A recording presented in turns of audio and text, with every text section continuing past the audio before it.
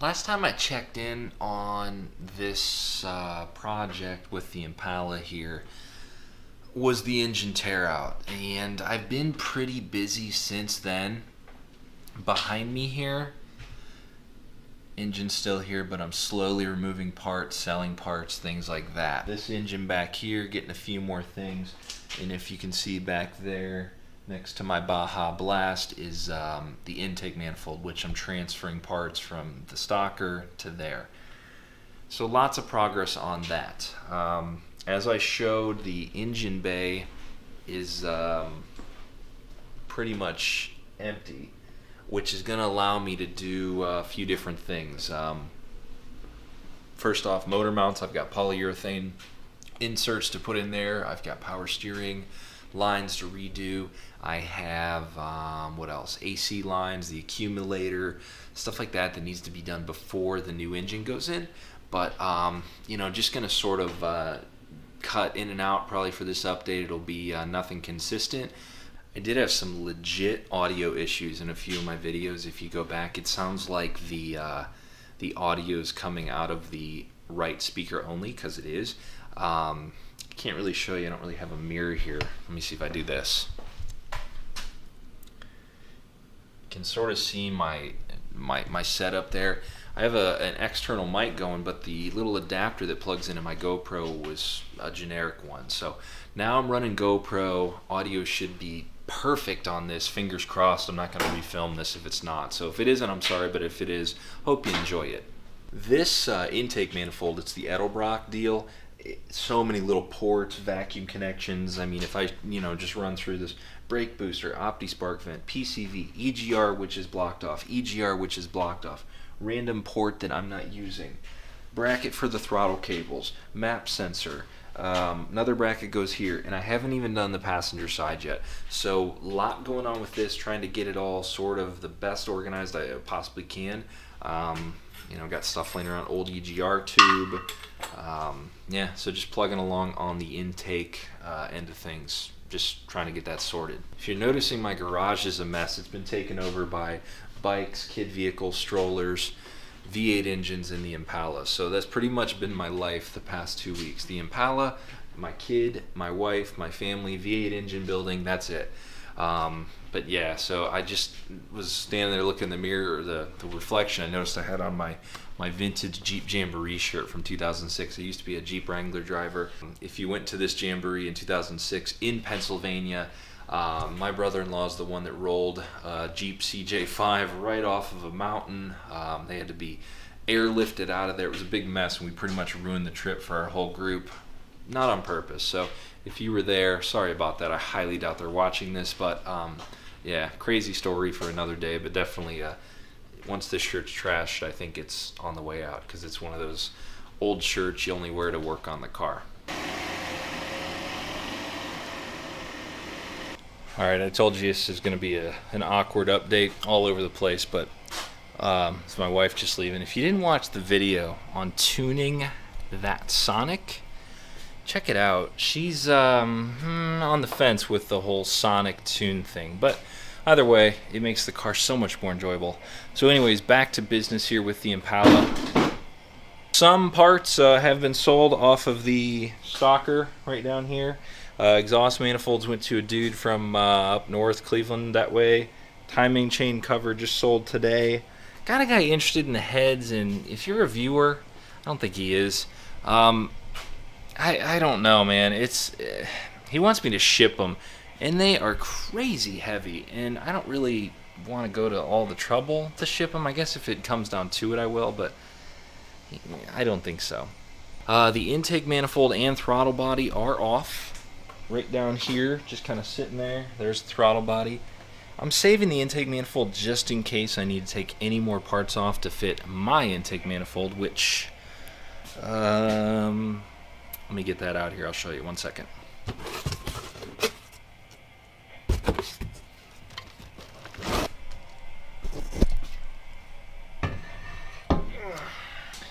So this is the Edelbrock air gap. You can see the air gap in there. It kind of comes all the way up to there. A lot of fittings to transfer. Lots of stuff that has to go onto this from the stock one. If you hear that noise behind me, my daughter's asleep. That's the baby monitor. And that's like a white noise machine you hear.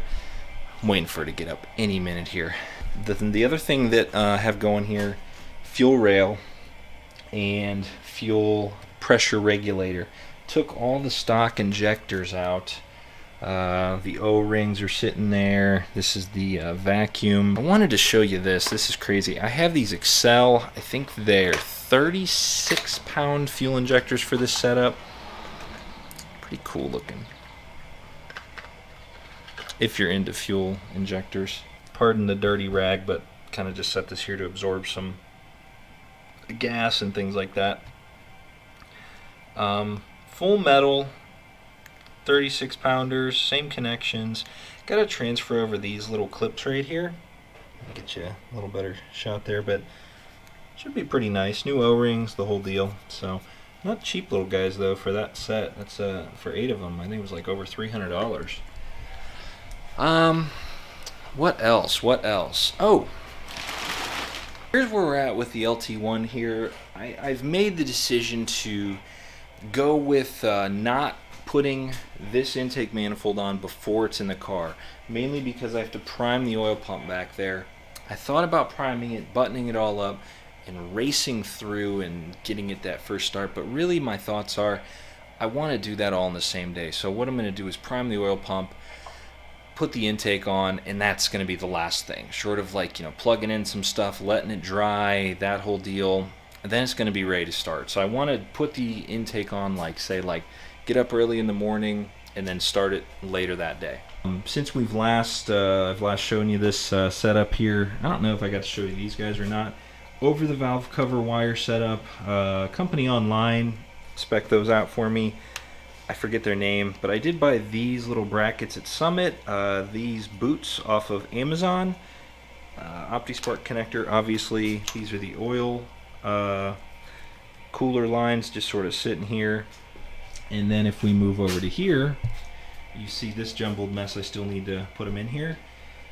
Alternator went on just so I can sort of mock up where these are going to run. And power steering pump, that is a new unit from Amazon, DNJ power steering pump, not a remanufactured Delco. And then finally the AC compressor, that's a Four Seasons brand new unit down there.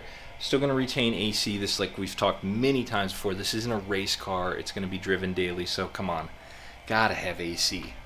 Ran into a minor problem down here. If you trace those AC lines, and I was asking on the forums, and I called even the maker of these headers, the line's going behind the header, and I can't really, it's wedged in there.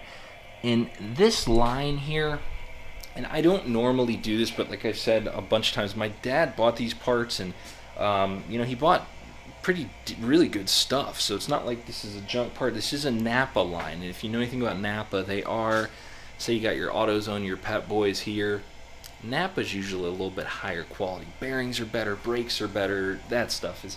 So a Napa line, I trust it, but it seems to be, I feel like, maybe like just a tick longer than the stocker.